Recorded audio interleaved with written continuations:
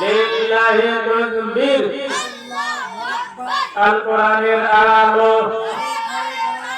আল হাদিসের আলো এ কোরআন হাদিস যেখানে আলিম ওলামা যেখানে গান বাজনা যেখানে মাশাআল্লাহ জাযাকাল্লাহ ভাইজান খেয়াল করে কথাগুলো শুনলেন আমার ভাইরা আমার বন্ধুগণ আল্লাহ রাব্বুল আলামিন সুন্দর করে কোরআনে গানে দিয়েছেন ভাইজান ওয়াইদা তাআযানা রাব্বুকুম লাইন শাকারতুম লাযীদান্নাকুম ওয়া লাইন কাফারতুম ইন আযাবি লাশাদীদ আল্লাহ রাব্বুল আলামিন বলেন তোমার রব ঘোষণা করে দিলেন যিনি তোমার মালিক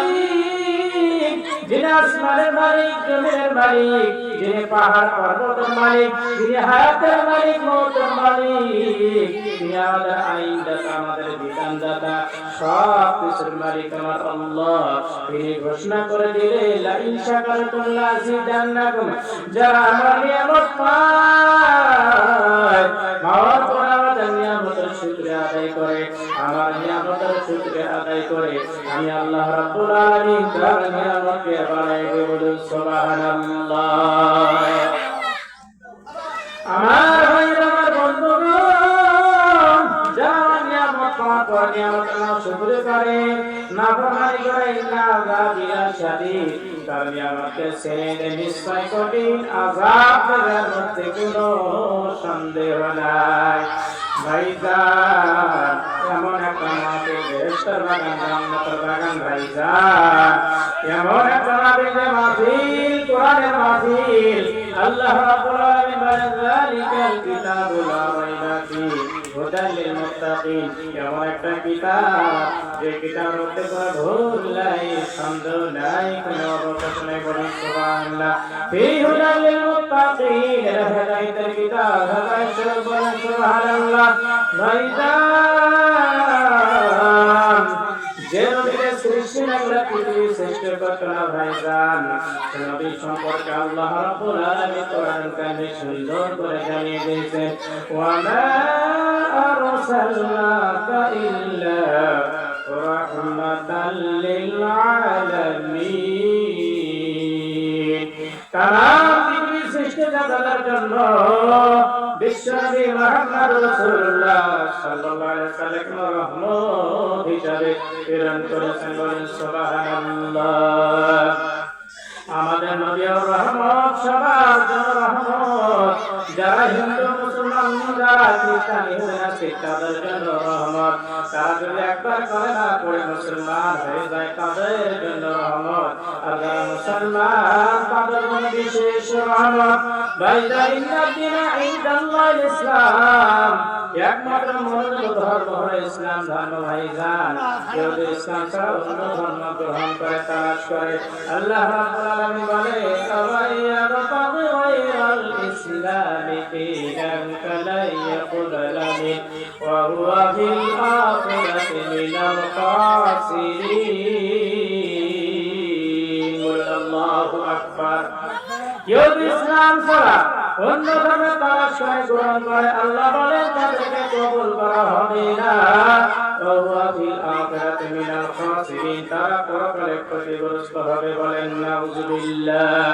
ভাইজান কোরআনের মাহফিল বেহেশতের বাগান আল্লাহ রাব্বুল আলামিন বলেন ইন্না নাহনু নাযালনা যিকরা ওয়া ইন্না লাহু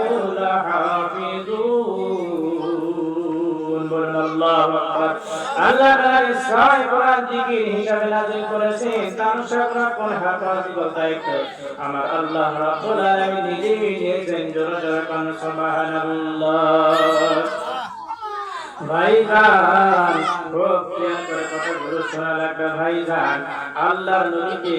প্রত্যেকটা নবীর আল্লাহ তাআলা তিনটা জিনিস দান করেছেন একমাত্র দান করেছেন প্রত্যেকটা নবীর উত্তম চরিত্র ছিল লাকাদ কানা লাকুম ফি রাসূলিল্লাহি উসওয়াতুন হাসানা প্রত্যেকটা নবীর আল্লাহ তাআলা উত্তম চরিত্র দান করেছিলেন দুই নম্বরে নবীদেরকে আল্লাহ তাআলা ওহী দিয়েছিলেন, ওহী নাযিল করেছেন। 3 নম্বরে প্রত্যেকটা নবীকে আল্লাহ তাআলা মুজিজা দান করেছেন, বলুন সুবহানাল্লাহ। ভাইজান খুব খেয়াল করে কথাগুলো শোনা লাগবে। আমার ভাইয়ের, আমার বন্ধুগণ, আল্লাহর নবী বিশ্বনবী মুহাম্মদ রাসূলুল্লাহ সাল্লাল্লাহু আলাইহি সাল্লাম বলেন, এই পৃথিবীতে আমার কাছে তিনটি যে সঠিক প্রিয় ভাইজান, 1 নম্বর হলো নামাজ, 2 নম্বর হলো সুগন্ধি, 3 নম্বর হলো নারী। এই তিনটা জিনিস আল্লাহ রাসূলের কাছে সবচাইতে দুনিয়াতে সব প্রিয় জিনিস ছিলেন, বলেন সুবহানাল্লাহ। আমার ভাই, আমার বন্ধুগণ, বিশ্বনবী মুহাম্মদ রাসূলুল্লাহ সাল্লাল্লাহু আলাইহি সাল্লাম কোথায় যখন যাইতেন তখন তার কাছে 4টা জিনিস থাকতো। একটা হলো শিরোনি, একটা হলো সুগন্ধি, একটা হলো মেসওয়াক, আর 4 নম্বর হলো জায়নামাজ। এই নামাজ আদায় করতেন ভাইজান। নামাজ সম্পর্কে আল্লাহ রাসূল সাল্লাল্লাহু আলাইহি সাল্লাম বলেন, নবীজি একদিন নামাজ আদায় করতেছিলেন, এমন সময় ভাইজান একজন সাহাবী হযরত হুযায়ফা রাদিয়াল্লাহু তাআলা আনহু দেখতেছেন নবীজি নামাজ আদায় করতেন, নফল নামাজ